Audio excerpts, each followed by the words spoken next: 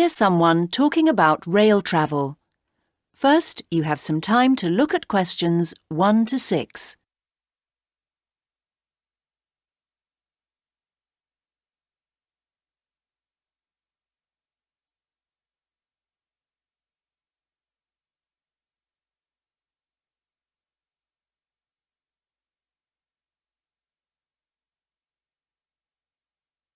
Now listen carefully and answer questions 1 to 6. Today we're going to be talking about luxury rail travel. It all started with George Pullman, didn't it? Yes, the man who began luxury train travel was called George Mortimer Pullman. He was born in the USA on the 3rd of March, 1831, the son of a builder. However, when he arrived in Chicago in 1859, he spent his first few years there raising offices and houses and constructing new foundations. This was necessary because much of the Chicago area was only a meter or so above the level of Lake Michigan, and the streets were often flooded. Pullman took the money he earned from this and moved on to develop a new venture, railroad carriages. Pullman began by remodeling 2 standard passenger carriages into sleeping carriages. His first service was between Chicago and Bloomington, Illinois. Heating came from wood-burning stoves and the light from candles. Steam heating replaced the wood stoves only in the 1880s, and electric lights came in the 1890s. Business grew slowly but steadily until the Civil War. In 1862, he left Chicago for the Colorado gold fields, where he opened a store and in his spare time continued to develop his ideas about railway carriages. Returning to Chicago, Pullman constructed the Pioneer carriage in 1865, which became a classic in rail history. Orders began to pour in, and Pullman built a new plant on the shores of Lake Calumet, several kilometers from Chicago. Between 1880 and 1884, in an effort to make it easier for his employees, he constructed a town near the factory. All the houses were leased, employees weren't allowed to buy, and Pullman sold water and gas to his own workers at a 10% premium. The railroad carriage business made him a fortune. Pullman only leased his carriages, never sold them. With over 2,000 of them on the rails, his company was worth $62 million by 1893. When business fell off in 1894, Pullman cut jobs, wages, and working hours, but not house rents. His employees went on strike. This was eventually broken by government troops. Pullman's reputation was ruined. A government report condemned him for refusing to negotiate and for creating economic hardships for his workers. Pullman died in 1897.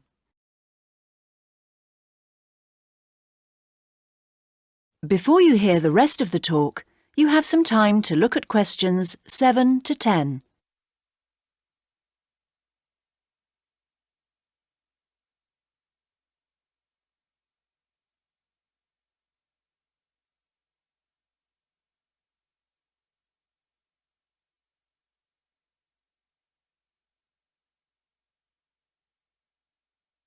Now listen and answer questions 7 to 10.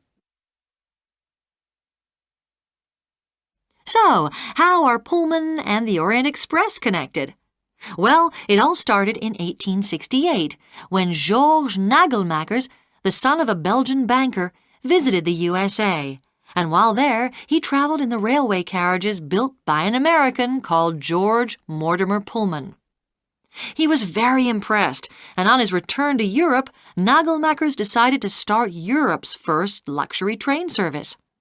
This, in fact, took another 13 years because of problems in Europe, but finally, in 1883, he launched the Orient Express. The train consisted of 2 baggage cars, one for mail and the other to hold passengers' luggage. Then came 2 sleeping cars, and the dining car, which was lit by gas chandeliers. The original route was from Paris to Romania via Munich and Vienna. In Romania, passengers were taken across the Danube to Bulgaria to pick up another train to Varna, from where they finished the trip to Constantinople, modern-day Istanbul, by ferry. It wasn't until 1889 that there was a direct rail line to Istanbul. Then, in 1905, the journey time between Paris and Venice was cut when a tunnel at just over 20 kilometers, the world's longest, was completed. This allowed the introduction of a more southerly route via Milan, Venice, and Trieste to Istanbul. The journey between Paris and Istanbul took several days. Passengers relaxed in their compartments where they had wash basins and comfortable beds. The fares were very high, but then so was the level of comfort. The train was a great success. The Orient Express went into decline in the 1950s and 60s as air travel became cheaper and faster. However, it continued to operate until 1977. In 1982, the route was reborn when the company was bought by James Sherwood.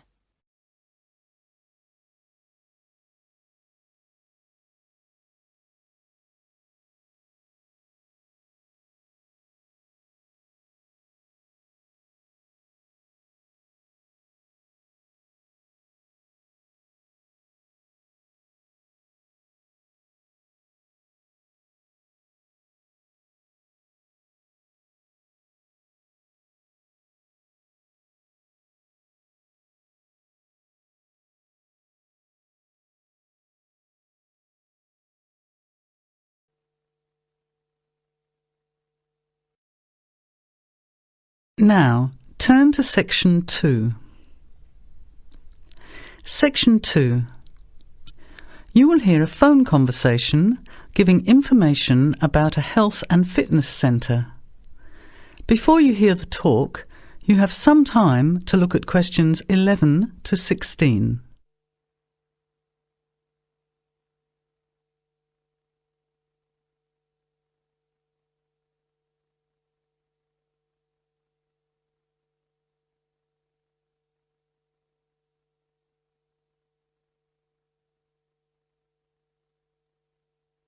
Now, listen carefully to the first part of the talk and answer questions 11 to 16.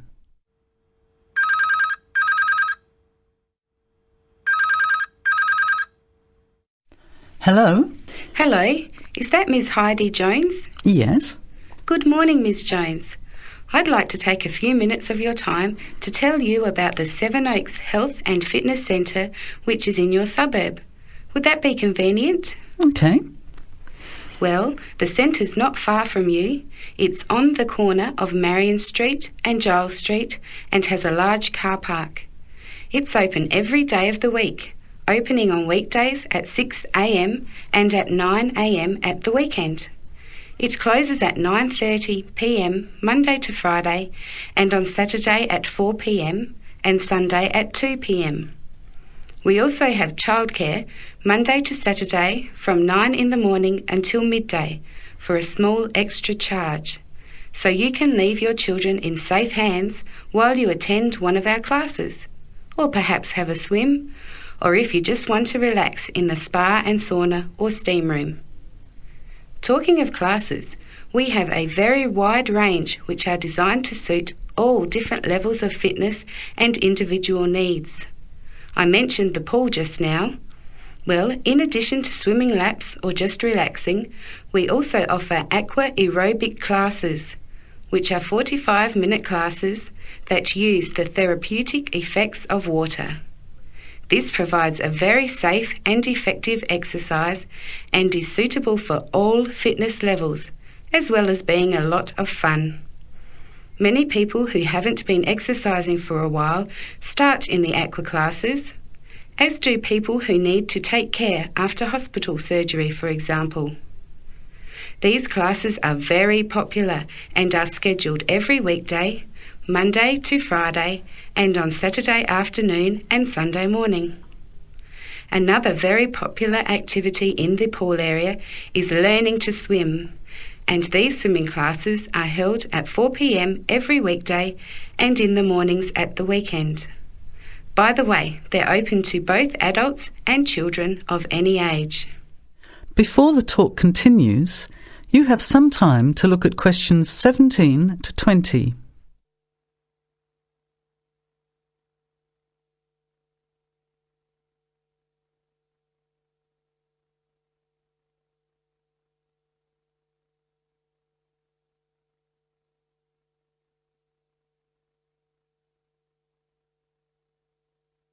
Now, as the talk continues, answer questions 17 to 20.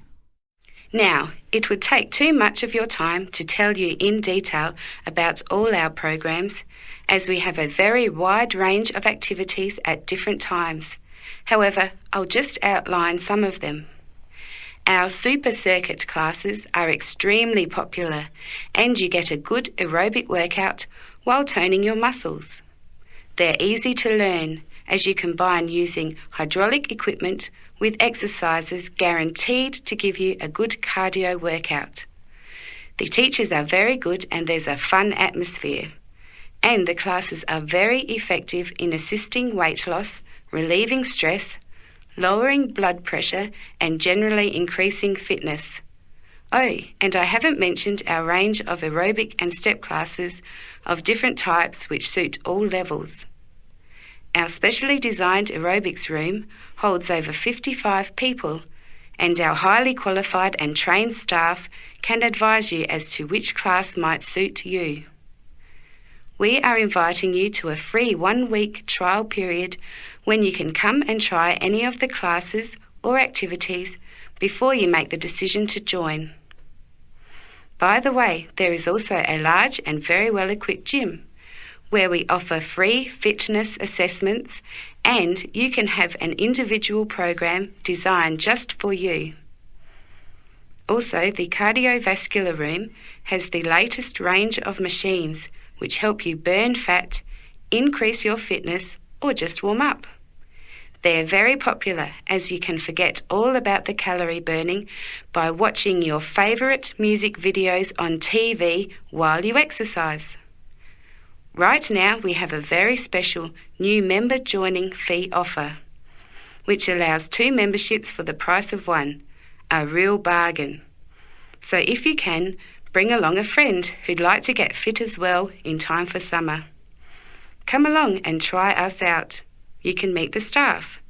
Try out some of the classes for a week, absolutely free.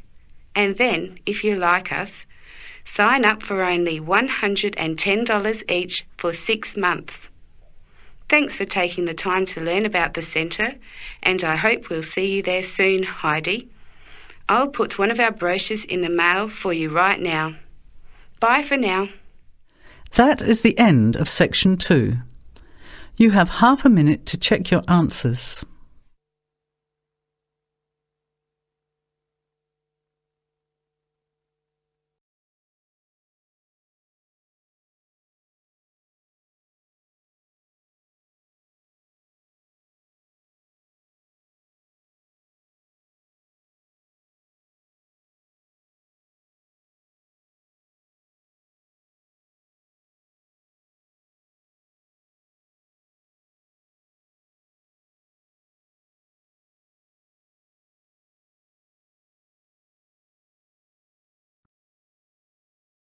Now turn to Section 3. Section 3. You will hear a student called Greg talking to his student about the study of the wind farm in Australia. First, you have some time to look at questions 21 to 25.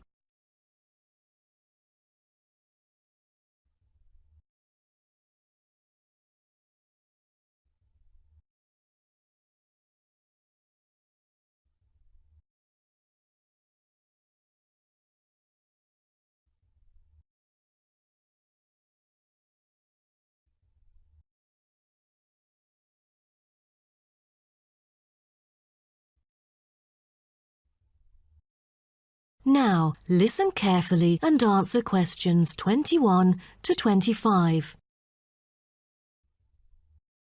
OK, Greg. So I finally managed to read the article you submitted, the one about the study of the wind farm in Australia. You did? Great! What did you think of it? Yeah, I was a little confused at first because of the background information you failed to present on the paper. I mean, it's kind of important for you to give some general knowledge before you start actually writing on the main theme. Oh, I was thinking of doing that during the presentation session, but now that you have mentioned it, I could add it to the beginning of the essay. I've done some research on that, to think about the different ways that people use wind. Wind is one of our cleanest and richest sources of power, as well as one of the oldest.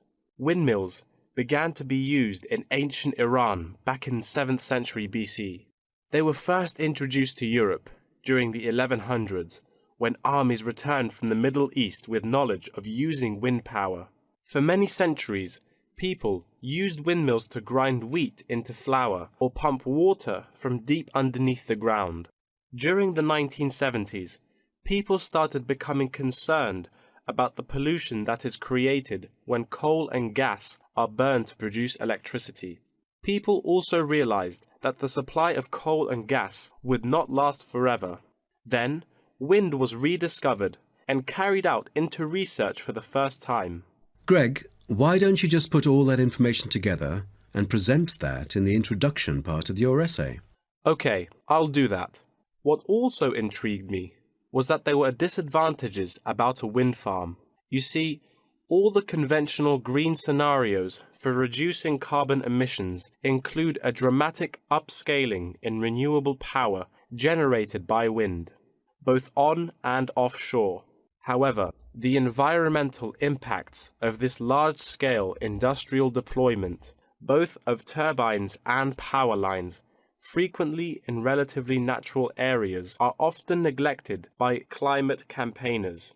For example, wind turbines have the reputation of generating noise as well as electricity. So as more electricity is produced, they can be really noisy.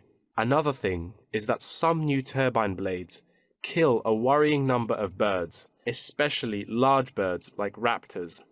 But there must be a bright side, right?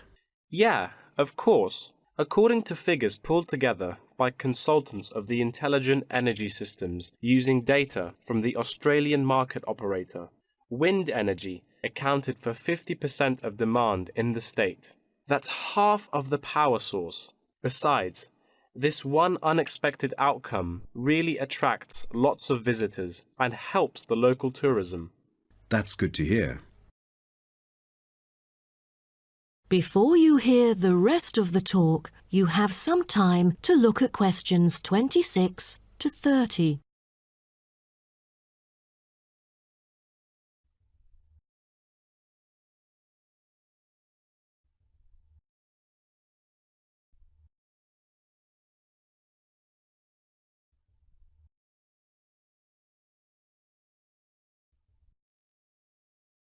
Now, listen and answer questions 26 to 30.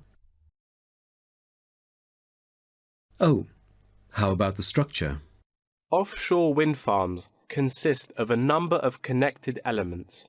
These include the turbines, foundations, array cables, offshore substation, export cable, and onshore substation and infrastructure. Just a single one of these giant wind turbine blades, produced by manufacturer Siemens, is almost as big as the Airbus A380, the world's largest plane. That's made in Europe. Impressive. Actually, at first, there were protests among residents who claimed themselves to be victims of land loss and noise. Then, policies came out really quick, and then they could get allowance from the government. From then on, things went smoothly. What would happen in extreme weather conditions? I mean, it could be dangerous if hurricanes occur. A motorized operating mechanism enables the device to be switched back on remotely. All versions feature the modular design and share the same complete range of standard accessories, thanks to its very extensive operating temperature range of -25 to 70 Celsius and its strong temperature range of -40 to 70 Celsius. It is ideally suited for use in wind turbines under extreme climatic conditions, though they do have an option to lower the speed of it. Wonderful. Then, what were the fans, or turbine blades, made of? Is it a special kind of metal? No, they were too heavy. Wind turbine blades must be strong, light, and capable of operating for decades without much, if any, maintenance. Fiberglass is one of the main components of many large-scale wind turbine blades. The material is used because it is lightweight, easily shaped, and not too expensive. Another material used to make longer turbine blades is timber. This material is too expensive to use amongst all the blades, but on the longer blades, it's used to help reinforce them because it is stiff and light. That is the end of section 3. You now have half a minute to check your answers.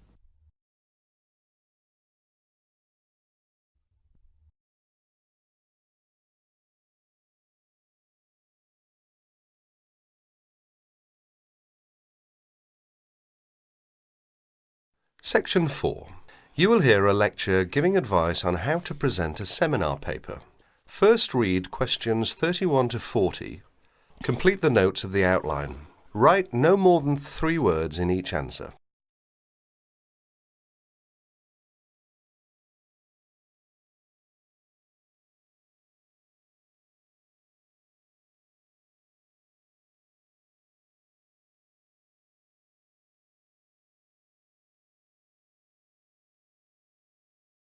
In this talk, I'm going to give some advice on how to present a seminar paper.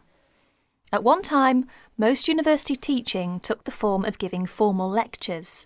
Nowadays, many university teachers try to involve their students more actively in the learning process.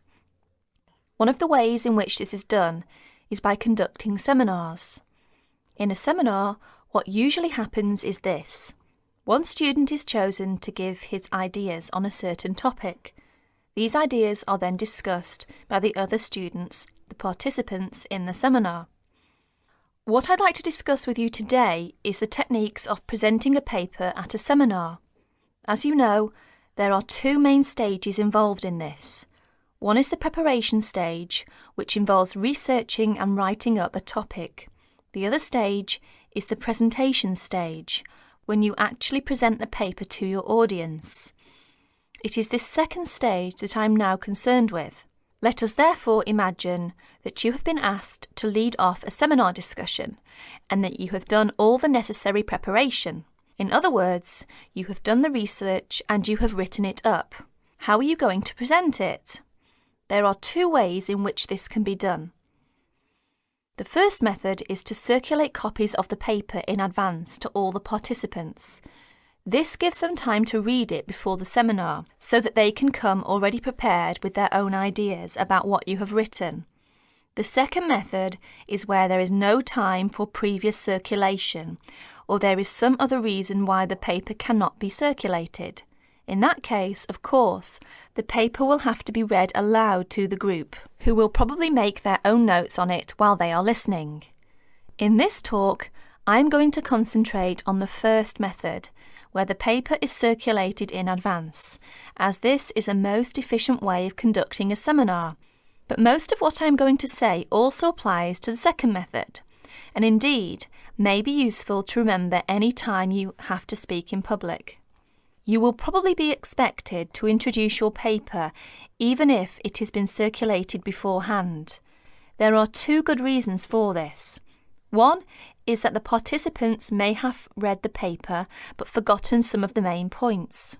The second reason is that some of the participants may not in fact have had time to read your paper, although they may have glanced through it quickly. They will therefore not be in a position to comment on it unless they get some idea of what it is all about. When you are introducing your paper, what you must not do is simply read the whole paper aloud. This is because, firstly, if the paper is a fairly long one, there may not be enough time for discussion. From your point of view, the discussion is the most important thing. It is very helpful for you if other people criticise your work. In that way, you can improve it. Secondly, a lot of information can be understood when one is reading. It is not so easy to pick up detailed information when one is listening. In other words, there may be a lack of comprehension or understanding. Thirdly, it can be very boring listening to something being read aloud. Anyway, some of your audience may have read your paper carefully and will not thank you for having to go through all of it again. Therefore, what you must do is follow the following 9 points. 1. Decide on a time limit for your talk. Tell the audience what it is. Stick to your time limit. This is very important. 2. Write out your spoken presentation in the way that you intend to say it. This means that you must do some of the work of writing the paper again, in a sense. You may think that this is a waste of time, but it isn't. If a speaker tries to make a summary of his paper while he is standing in front of his audience, the results are usually disastrous. 3. Concentrate only on the main points. Ignore details. Hammer home the essence of your argument. If necessary, find ways of making your basic points so that your audience will be clear about what they are. 4. Try to make your spoken presentation lively and interesting. This doesn't necessarily mean telling jokes and anecdotes, but if you can, think of interesting or amusing examples to illustrate your argument. Use them. 5. If you are not used to speaking in public, write out everything you have to say, including example, etc. Rehearse what you are going to say until you are word perfect. 6. When you know exactly what you are going to say, reduce it to outline notes. Rehearse your talk again, this time from the outline notes. Make sure you can find your way easily from the outline notes to the full notes, in case you forget something. 7. At the seminar, speak from the outline notes, but bring both sets of notes and your original paper to the meeting. Knowing that you have a full set of notes available will be good for your self-confidence. 8. Look at your audience while you are speaking. The technique to use is this. First, read the appropriate parts of your notes silently. If you are using outline notes, this won't take long. Then, look up at your audience and say what you have to say. Never speak while you are still reading. While you are looking at your audience, try to judge what they are thinking. Are they following you? You will never make contact with your audience if your eyes are fixed on the paper in front of you. 9. Make a strong ending. One good way of doing this is to repeat your main points briefly and invite questions or comments. Perhaps I can sum up by saying this. Remember that listening is very different from reading. Something that is going to be listened to has therefore got to be prepared in a different way from something that is intended to be read. That is the end of section 4. You will have half a minute to check your answer.